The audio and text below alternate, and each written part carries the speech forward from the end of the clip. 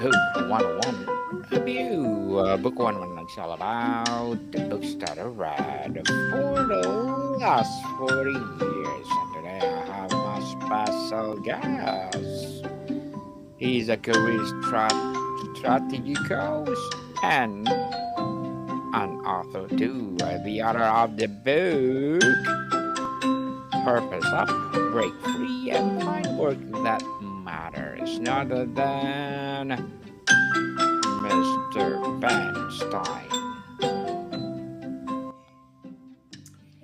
Welcome, Mr. Ben, on Book 101 Review. And can you please introduce more about yourself that I miss?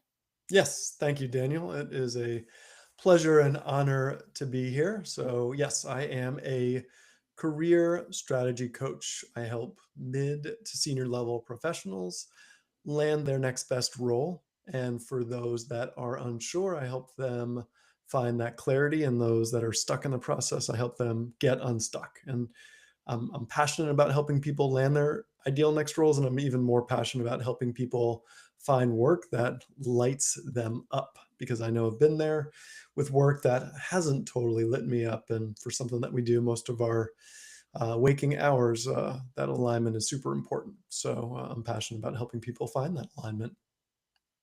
I like that alignment, Mr. Ben, and thank you so much for sharing your knowledge and wisdom to the world. Thank you, and of course, thank you for sharing your book.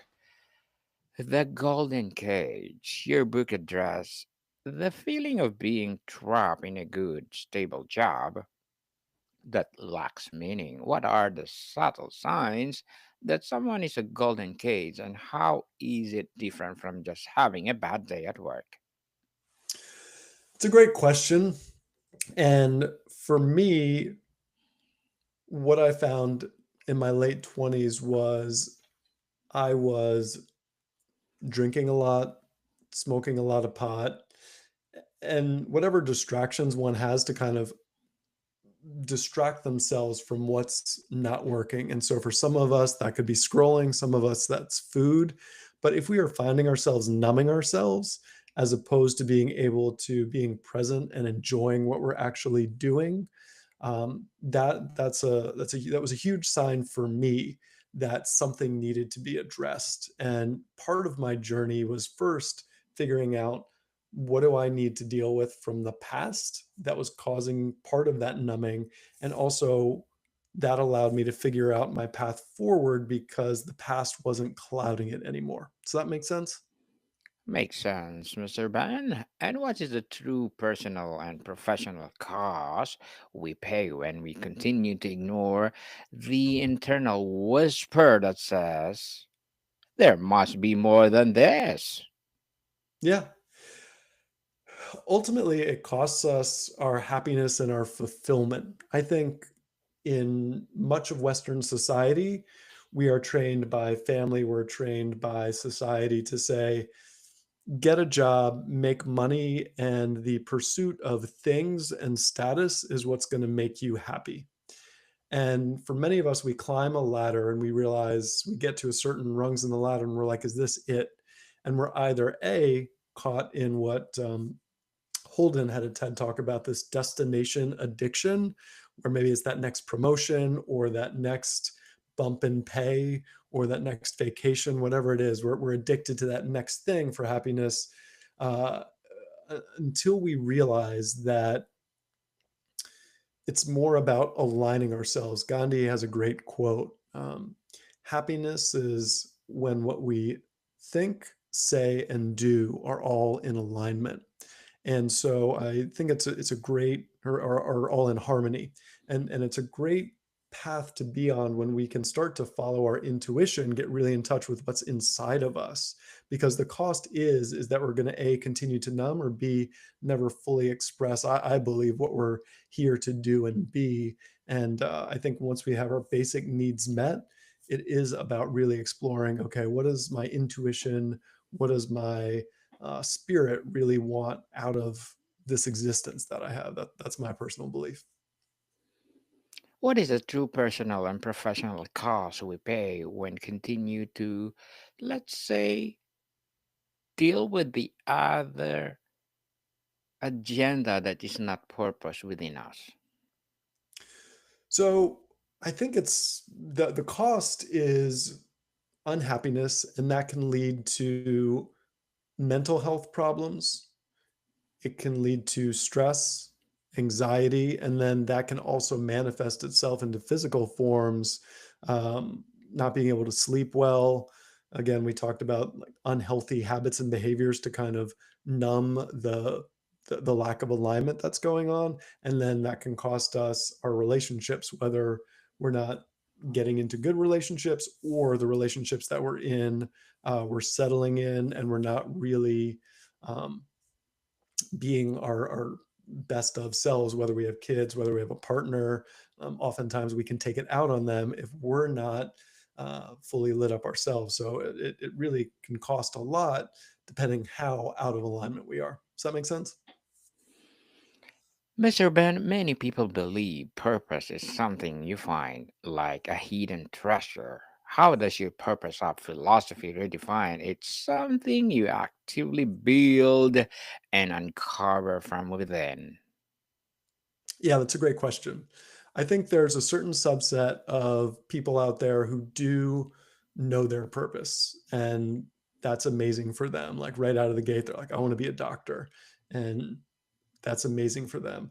I think for many of us, it is a process of exploration and tuning in to our intuition. And for me, I was so out of tune that it took me a while to kind of tune into that small, quiet, creative voice and let go of that louder fear that kept me safe, that kept me from experimenting, that kept me from taking risks. And I believe it's through experimentation and taking risks that we can get closer. And what held me up longer than I would have liked to have been was that fear of, like, let's say in corporate, losing health benefits or our negative stories in our head. I had a story in my head, I'm not entrepreneurial enough. That kept me from trying to be entrepreneurial. But it was only until I listen to what I really wanted. I wanted to be an entrepreneur. I wanted to try different creative outlets. And then I executed on them no matter what the risk was, and also mitigating risk as well. That's when we can find out what's truly lights us up and gets us on the right path. Because if we continue trying to figure things out without taking action, we're just going to be stuck in analysis paralysis forever. And I'll give you an example. I studied abroad in Australia when I was in college. And since that time, I was like, I want to go on an extended big trip. But I was fearful that if I left the working world, that it would ruin my career. And it wasn't until I got a lot of coaching myself in my late 20s, which was transformational for me, where I started as a client and then became an apprentice. And then after that, I had the tools to design my life and take risks. I ended up taking that big, bold move and backpacked around the world by myself for 8 months. And I started with Kilimanjaro and I ended with Everest Base Camp. And it was about heeding that call, taking that risk. And that made me feel more alive. It allowed me to face my fears and gave me the confidence that I can continue to experiment, continue to live a fuller life rather than just settling with what fear was going to give me. On the process of breaking free, Mr. Ben, for someone paralyzed by fear, financial obligations, or self doubt, what is the smallest, most actionable first step you recommend to start the process of breaking free? Yeah, it's a great question. And so in my book, Purpose Up, Break Free, and Find That Matters, it was the book that I wish I had when I was in my late 20s. And the first phase, I think, is if you haven't done any of that healing and inner work, is to do that. Because my belief is that we need to clear that channel of emotional traumas, emotional stuck energy, get that released so that we can be more open to hearing our own inner call. So it's step one is healing, and that can be therapy for some, that can be coaching for others. I've also experimented with lots of different modalities, regenerating images and memory, RIM. People want to look up the RIM Institute, plant medicine. I believe all of that work is really important to release what's holding us back. Then we get to really ask ourselves, where do I envy other people? And envy, I believe, is a good sign of what we want. So when I look at other people who have written a book, I'm like, first of all, I'm like, who am I to do that? But then when I really look at it, I'm like, I want to do that. And I've also released a children's book. I can talk about that. I've made a dad blog. These were all creative projects that you start with small experiments, and you don't have to take huge risks like quitting your job, and you build on them over time. Mr. Ben, you talk about moving towards work that energizes you. What does a practical energy audit look like, and how can someone identify their unique energy generators versus energy vampires? Yeah, it's a great question. Literally, writing down what those are is valuable. So in your workday, what do I enjoy doing? Do I enjoy meetings? Excuse me.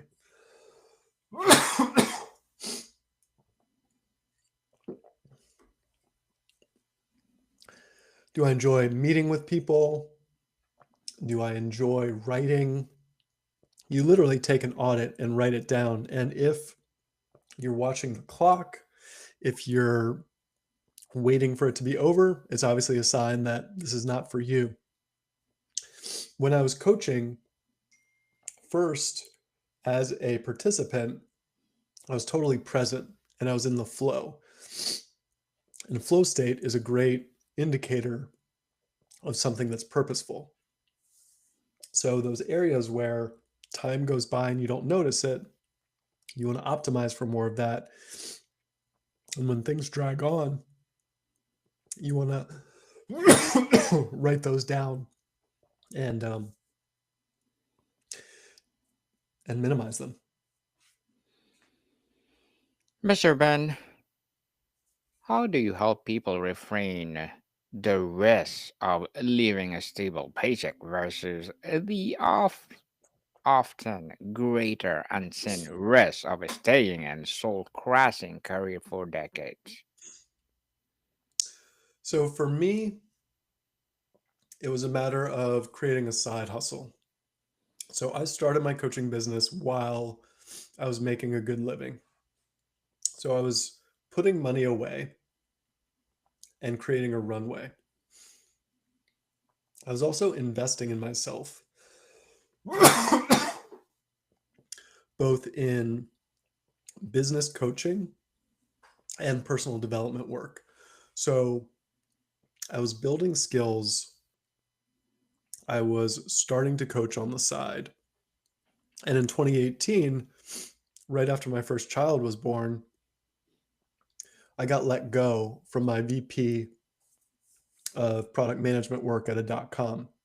And I just had a new kid. I was living in New York City, and I was faced with the question, do I live by example and take this risk, or do I go back and get another safe tech job? And it was because I had already laid that groundwork of starting that side hustle, having success with clients, and already having received some business coaching that I had enough tools to, and I also had a good idea about what my finances could handle, because I don't recommend folks to take unnecessary risks, but you do need to take some. So smart planning can help you. And then you have to ask yourself, am I going to regret not doing this on my deathbed? And that was an important question for me, is also having the right motivation, wanting to live by example for my son. And I also said, if this doesn't work out, I can go back to corporate and figure it out. And, you know, what I realized along the way was medical benefits are nice. I don't enjoy paying for them, but if you make enough money to cover them, then they'll be covered and it's not the biggest deal in the world. And what I've learned is having the freedom, and during both the young years of my children's lives, being able to be present and having the choice of when to be present with them was a huge benefit, even though I was still working a lot building the business. So building skills is crucial while you still have some income coming in. Mr. Ben, as a career strategy coach as well as an author, what are your short term and long term goals? It's a great question. So in the short term and the long term, like my goal is to use my creativity, my intuition, and my gifts of listening and speaking to help inspire people to find work that lights them up. So that's my mission. This book is a first step towards more powerfully speaking at a larger scale. I've been doing a lot of one-on-one coaching for a number of years, 7 years full time, and I love that medium. And I want to impact more people, which means stepping on stages. It means really stepping into my speaking power, charisma, etc. And also growing my leadership and scaling my company so I can step into my next level of leadership and inspire not only those from stage, but those in my own organization to help create more people living fulfilling, meaningful lives. Good luck to your goals, Mr. Ben, and looking forward for more success. And what would be your piece of advice for those people out there who want to be like you? So, my first piece of advice is to figure out what is uniquely you, because we all have our own unique gifts, talents, and experiences that we get to mine. And what are those, if you are like me and you are like me, where fear holds you back, use that fear as a signpost to walk towards. And you're going to really have more success the faster you convert that feeling of fear about that thing that you want into action. For too long, I was in analysis paralysis. And also tap into what lights me up and how can I do more of that. And I'll give you like one example that didn't turn into a moneymaker, but I really enjoyed. I really enjoyed cartooning when I was young. And so I started when I was in my late 30s picking up cartooning again. And I didn't really have a outlet for it, but it was around the time before my first kid was born. And so I was drawing about the fear of becoming a first-time dad. And I ended up creating a blog, I hope I don't kill it.com, and it's still up there because I like it. And I was able to draw and I was able to write in a very unique, fun voice. And I look to come back to that sort of thing in a while. But even if that wasn't a moneymaker for me, spending those time on those creative projects allows you to build on things. And like my first entrepreneurial endeavor was a t-shirt company, and I didn't like make big money, but it was just about proving to myself that I could take those actions and make things happen. And that gave me more courage for the next thing. So you just want to build small successes on top of others so that you can build that confidence in yourself, that confidence that you can um, have that responsibility, that ability to respond, and that belief in yourself that you can do new hard things, take risks, and do risks that light you up. And the more that you practice that, the more you're going to generate the outcomes that you desire. Thank you for that advice, Mr. Ben. And can you please recommend a book or books that influence your journey? Yeah, thanks for the question. So I like Tim Ferriss's 4 Hour Work Week. I mean, who doesn't? I'm a Tim Ferriss fanboy. And what that opened up for me was this idea of entrepreneurship and life design. He also references Ralph Potts' vagabonding, and that really inspired me to backpack and travel with a really amazing philosophy in mind about curiosity, taking things slow, and exploring things. And ultimately, that in our life, our time is our most valuable asset. So both of those books combined really allowed me to not worry about material possession, even though you want to make sure you have your bases covered, but really maximizing for time, exploration, and growing yourself in that way is really a valuable way to look at the world, what you're creating. So if you can create more freedom and you can have more time to explore, your life will be rich in that way. Thank you for that recommended books, Mr. Ben. And what do you say to a person who believes that purpose driven work is a privileged luxury that they just need a paycheck? So, two responses to that. I think one is you have to make sure that your needs are met. And I don't want to discount that. Two, I want to also say that the making ends meet should not be an excuse for not playing a bigger game.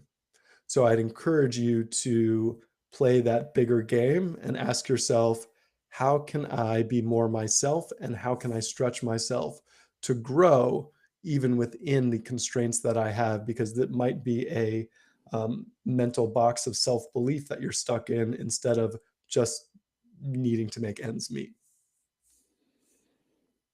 Interesting, Mr. Ben. And if more people did this work, how it transform our workplaces, our communities, and our economy? Yeah.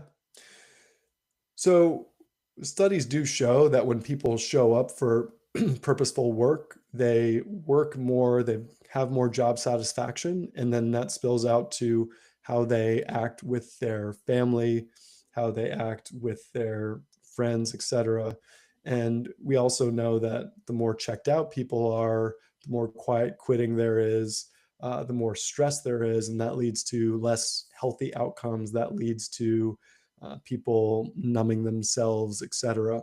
So I think it's ultimately about this mental health and this physical health that if we optimize um, towards energizing things and things that really can find fulfillment, we can have a lot more healthy, balanced, and joyful life.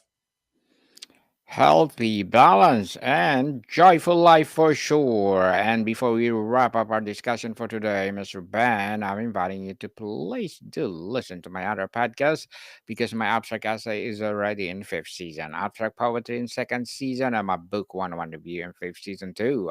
Comedy 101 in second season, and my food 101 in fifth season as well. Geography 101 in fourth season, and my baby podcast Law 101 and Mental Health 101, Love Letters in third season, and Movie 101 Review Music 101 in fourth season, and Science 101 and Sex 101 in its first season. Please listen to them wherever you listen your podcast. So, Mr. Ben, if you could leave our audience with one core belief or one single piece from your book to start their journey today, what would it be? It would be to start with writing down your vision for what you want to create in the next 2 or 3 years.